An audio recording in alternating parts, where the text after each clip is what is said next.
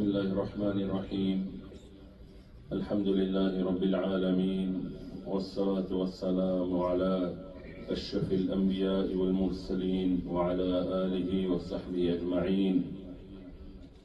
أعوذ بالله من الشيطان الرجيم. بسم الله الرحمن الرحيم. قال الله تبارك وتعالى: إن هذا القرآن يهدي للتي هي أقوم ويبشر المؤمنين الذين يعملون الصالحات أن لهم أجرا عظيما. صدق الله العظيم. My dear honorable ulama, esteemed guests, students, beloved students, sisters and brothers, Alhamdulillah, we're gathered here this evening in a very blessed place. We are very fortunate to have this madrasa, Darul Ulum Detroit, in this part of Hamtramck or Detroit. Alhamdulillah. This is a place which is a sanctuary, it is a place of safety, and it is a place of spirituality, a place of khair and goodness. Alhamdulillah. 25 years ago, I went to a place in California to lead Taraweeh. That's where my first journey to America. I went from England, where I was born.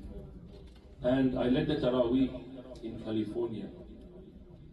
The unfortunate thing in that part of California was that there was no madrasa, nor was there any Quran teacher in that area. They would have to drive 1 hour away to be taught Quran. So many children grew up without learning how to recite Quran. I went last year, after 24 years, to visit again, and still it was the same situation.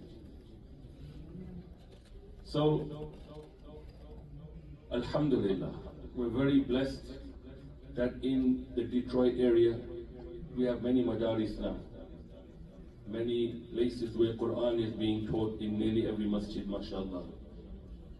And we're very fortunate, but we cannot truly understand how fortunate we are until that blessing is taken away from us. Those people in California, where I used to go, they will understand what it means not to have a teacher. So, Alhamdulillah, tonight not only do we do shukr to Allah subhanahu wa ta'ala for that, but we could have been doing many things tonight. Yet we are here sitting, and the whole Quran has been recited in one sitting, which in itself is a miracle. The Quran itself is a miracle, and the ability to recite it in one sitting is even a greater miracle. How many people have you seen that sit down and recite the Quran in one sitting? We have many huffaz. We have many khatams happening, alhamdulillah. And in other madaris too, we've seen them do khatam in one day, alhamdulillah. May Allah subhanahu wa ta'ala accept the teachers, accept the organizers, and accept everybody who donate and support these types of programs, so that the Quran can be on the tongue of every Muslim child and can also come into the hearts of every non-Muslim around us, inshaAllah ta'ala. Now, even though we see that many times came as an Imam in Farmington Hills, we started a Hifz program there about 18 years ago, and today more than 50 students have completed the Hifz of the Quran. But sometimes we see that after completing the Quran, we see that sometimes students, we cannot recognize that they are Hafiz. And it is not exactly their fault, because we see the treacherous conditions that we live in, the society that we live in, No matter how good your car is, if you're driving and it's snowing, how many cars do you see on the side of the road? Even though you may be in a 4x4 vehicle, you may be in a big truck, safety features, everything, yet we see so many vehicles turned upside down on the road. So no matter what our condition is, when we encounter those conditions, that can change very quickly. So I'd just like to give a small reminder that this world can be likened to an ocean. And on the land, on one side is the land which we came from, and the land on the other side is the land which we are going to. So which land did we come from? The land that we came from is called Alam Arwah. And what is the land which we are going towards? The land that we are going towards is Jannah. And what's in between the two lands? This ocean. And the ocean which we are in, which is called Dunya. And the ship which takes us from one land across the ocean to the other land is Iman.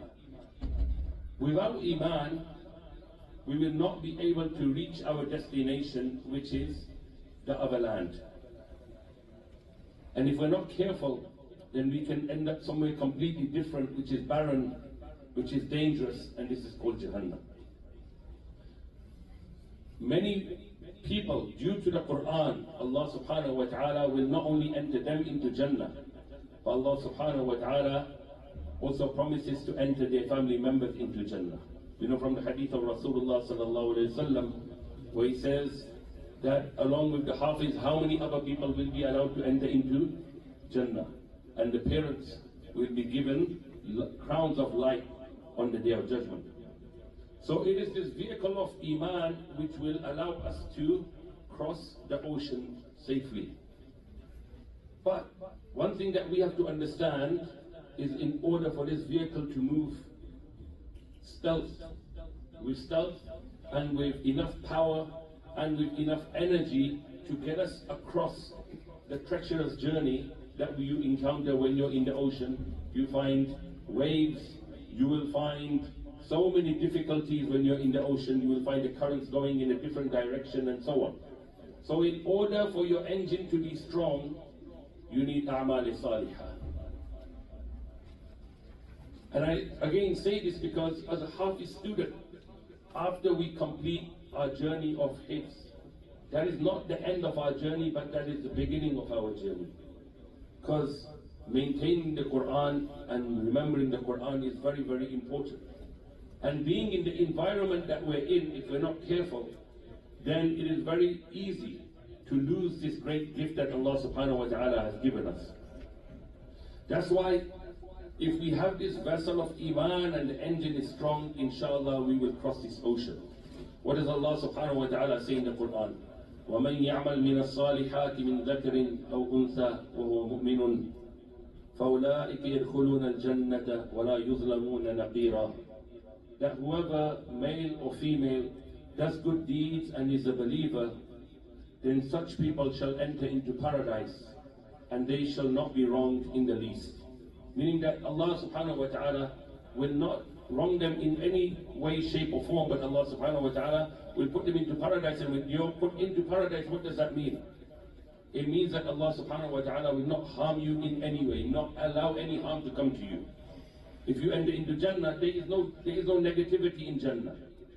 In another ayah of the Quran, Allah subhanahu wa ta'ala says, مَنْ عَمَلَ صَالِحًا مِنْ ذَكَرٍ أَوْ أُنْثَى وَهُوَ مُؤْمِنٌ فَلَنُحْيِيَنَّهُ حَيَاةً طَيِّبَةً وَلَنَجْزِيَنَّهُمْ أَجْرَهُمْ بِأَحْسَنِ مَا كَانُوا يَعْمَلُونَ. That whoever from the male or female has acted righteously while being a believer, what does Allah subhanahu wa ta'ala promise them? Allah subhanahu wa ta'ala says, we shall certainly make him live a good life, and certainly shall give such people the reward for the best of what they used to do. Meaning Allah subhanahu wa ta'ala promises great reward. And that reward, where will we receive that reward? In Jannah. But many times you will see that Allah subhanahu wa ta'ala will also give you that reward in this world. When we look at the ships around the world, how much does a ship cost? Anybody know? How much does a ship cost? Does Steve Jobs have a ship? Well, he used to have a ship. It costs hundreds of millions of dollars. $50 million, $100 million, right? If you have a luxury yacht, it costs millions of dollars just to run it. Now, do they have computers? They have the latest technology. Why do they have the latest technology? They have bulletproof glass. They have so many things in order to protect that ship in case they encounter difficulty on the way. Right? In the same way, for our Iman, for that ship, what do we have in place to protect it? This is why the ship of Iman, if we don't have A'mal Salihah and do good deeds constantly, then our engine becomes weak and we cannot get to our destination. So no matter how big you think that the ship is or how strong the ship is, you can never guarantee that it will take you to the other side just because it's big and strong. Let me give you the example. You remember the ship, the Titanic? What happened to the Titanic? It hit an iceberg on its first maiden voyage and it drowned. Did they think that it would ever go down? It was the most luxury ship of its time. Yet on its first journey, it hit an iceberg, water took over the ship and the ship went down and so many people died. This should serve as a lesson to our deen, that no matter who I am, no matter what I have, you could be alim, you could be hafiz, no matter what it is, but we have to be very careful, because if we're not careful and we don't have the power in our engine to navigate through these difficult situations, then we will not be able to make it to the other side. Let me give you an example. I once went to Kensington Park. It's in Milford, well, maybe some of you have been there. And we went boating. And because it was windy, we were in a rowboat and we got stuck in one corner. The water took us to one corner. The gentleman came to help us in a boat with an engine, and he could not take us out. Finally, we rowed hard enough that somehow we were able to get back to shore. Right? So imagine that. You were thinking that we're just going to enjoy ourselves, but where did we end up? So, one of the challenges that a vessel normally has is that it faces currents in opposing directions, meaning it wants to go one way, but what does it find? That the water is going another way. So now, if the water was going in the same way as the boat, they would go there very quickly and they would use very less fuel in order to go there. But when a person is outside and instead of the current being in their favor, it's in the opposite direction, he's going to have to use every tool available that he has in order to make it safely to the other side. And he's going to have to use more fuel, he's going to have to use more effort, and he's going to have to use all of his satellites, weather maps, and whatever else tools that they have been given in order to make it to the other side. If we look at our environment, once a child becomes a hafiz, and this for any regular person too, alhamdulillah, our iman is very high, because we've been reciting the Quran day in, day out. Now we start going back to regular school. How is the environment going to be in this school? What are the things that some of the teachers will promote? Sometimes they will promote things which are contrary to our religion. So instead of going in the same direction as the ship, the current is going in the opposite direction. A person will find friends in school, make new friends. Sometimes these friends will give good ideas, that let's go for salah, we shouldn't do this, we shouldn't do that. But sometimes you will find friends that will also help to destroy a person's iman. What did Rasulullah sallallahu alaihi wasallam say? Al-rajulu ala dini khalilihi. فَلْيَنْظُرْ أَحَدُكُمْ مَنْ يُخَالِفُ. that a person is on the creed of his friend, therefore be wary of whom you befriend. So we have to be extremely careful. Once we leave this environment, because this is a safe environment, our home is inshallah a safe environment, depending on how the parents have made the environment in the home. But when we go out into the general society, then you will find many, and this is not something new, but we have to be so careful, is because we see many Hafiz children who, if we're not careful and we don't find them the right environment, you will find that they will be struggling with their deen too. So Rasulullah sallallahu alaihi wasallam said, "La tusahib illa mu'minan," that if you befriend someone, then you should try to, and you should befriend a believer. If you accompany someone, then who should you accompany? A believer. Because inshallah, through that belief, he will be able to help you. So, Rasulullah sallallahu alaihi wasallam also gave the example of the person who, when he goes to a blacksmith,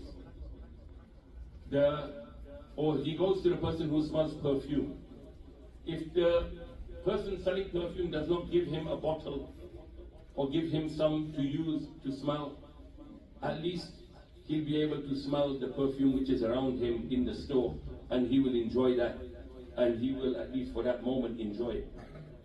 But on the other hand, the blacksmith, if he goes to someone who is shaping metal and he is not careful, then what will he find? He will find that even if a flint does not go up and burn his clothes, when he goes out, he will find that he has smoke in his clothes and he will be smelling of smoke. So in the same way, Rasulullah sallallahu alaihi wasallam gave us this example to remind us to be extremely careful of our surroundings. I want to finish with this story, or this incident of Uqba bin Abi Mu'ayyid. In the time of Rasulullah sallallahu alaihi wasallam, there was a very prominent person, influential person. His name was Uqba bin Abi Mu'ayyid. And it was his habit, and they used to love to feed. The Arabs of the time would love to feed one another. So it was his habit that whenever he would come back from travels, he would invite people to his house. So once he invited Rasulullah sallallahu alaihi wasallam to come and have food with him. Rasulullah sallallahu alaihi wasallam said, so he accepted Islam. Now imagine this. What was his friend's name? His friend's name was Ubay bin Khalaf. Ubay bin Khalaf, when he found out what had happened, and he found out that his friend had accepted Islam, he was so upset, and he refused to accept that his friend become a Muslim. And he said, go back to Rasulullah sallallahu alaihi wasallam, and I will not be talking to you until you go and spit on the blessed face of Rasulullah sallallahu alaihi wasallam. Inna lillahi wa inna ilayhi raji'un. So what did he do? He succumbed to peer pressure. He was not a young child, he was an adult. But this is what peer pressure does. So that's why having good friends is very important. And because he succumbed to peer pressure, he went and he did what his wretched friend told him. What was the outcome of this? The outcome of this was the destruction of his dunya and the destruction of his akhirah. And Allah subhanahu wa ta'ala mentions about this in the Quran. What does Allah subhanahu wa ta'ala say? وَيَوْمَ يَعَضُّ الظَّالِمُ عَلَى يَدَيْهِ يَقُولُ يَا لَيْتَنِي اتَّخَذْتُ مَعَ الرَّسُولِ سَبِيلًا. Allah subhanahu wa ta'ala, what does he say? And be mindful of the day when the wrongdoer will bite his hand saying, I wish I had taken a path along with the messenger. Indeed, he led me astray from the advice after it had come to me, and shaitan is man's betrayer. So, even though, alhamdulillah, today the spirituality is extremely high, as parents, we need to have a plan for our children. Right? When, for example, if I leave my house and I'm going on a journey, like this happened 2 months ago, I was going towards Wixom, And I said, I'll get on the highway from here because it's right next to my house. I did not check the maps beforehand. And I thought, let me quickly take it, I'll be there in 7 minutes. I went there and the ramp was closed.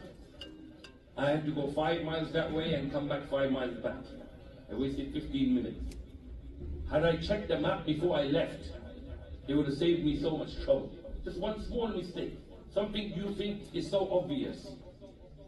So that's why we shouldn't just accept that when our children leave, we're just going to put them back to school. No, we need to have a plan. And we need to understand that by doing this action, what will happen? What will be the ramifications? What will be the outcome? What is my long-term goal for my child? You know, my father, he's an alim, alhamdulillah. He came from India and he was working for a Mishti shop called Ambala Sweet Center in England. He was the manager of the headquarters. Even though, mashallah, he was an alim, so very important people would come to visit him. And they would ask him questions. And this is, I'm talking about 1975. How many years ago is that? 40, maybe more, 40, 50 years ago. 50 years ago, right? So they would ask him questions. And even though he was an alim, he said, I've never heard these kind of questions. 50 years ago. So he said, from now on, I want to make my son Hafiz or alim or both. Then they can do whichever degree they want. But that was his plan. And the same thing with my mother. They were on the same page. And because of that, all the brothers, alhamdulillah, became Hafiz or alim. And now in all the brothers and sisters' homes, all their children, alhamdulillah, are becoming Hafiz or they've become Hafiz. So bringing this environment just doesn't come just by itself. But the environment comes when you have a plan and you make dua after every single salah towards Allah subhanahu wa ta'ala, and you say, oh Allah, make my children Hafiz, alim, qari, da'i. Give him the best of this world and the hereafter. Right? This is an effort that we as parents need to make ongoing. And as I said, we have to have a plan. So we need to talk to ulama. We need to talk to people who have been successful. We have Dr. Misbah Sahib, Brother Misbah Sahib here. MashaAllah, 2 of his sons are alim, MashaAllah, they're teaching, one in Chicago. And we have others too, MashaAllah. Go and take mashwara from them. That what do you think? What did you do that made you, that alhamdulillah made it easy for you to achieve what you did today? Right? Because I'm telling you, ask the parents whose children have, mashallah, become Hafiz or alim, ask them how they feel today. Right? If they died or if they left this world, they wouldn't feel sad. Why? Because they feel, alhamdulillah, I've left, I've done my job, inshallah. Right? So as parents, we need to be extremely careful. And as children, like I said, once we, inshallah, finish from here, we go back to the regular environment of the outside environment. We need to also have a plan. That what do I want to do in my life? Right? And inshallah, Allah subhanahu wa ta'ala give barakah. Allah subhanahu wa ta'ala accept all our kuffar. Allah make us into ulama so that we know what the Quran means and that we accept and we practice upon the Quran and its message. And we ask Allah subhanahu wa ta'ala to forgive us for our shortcomings. Wa akhiru da'wana alhamdulillahi rabbil alameen.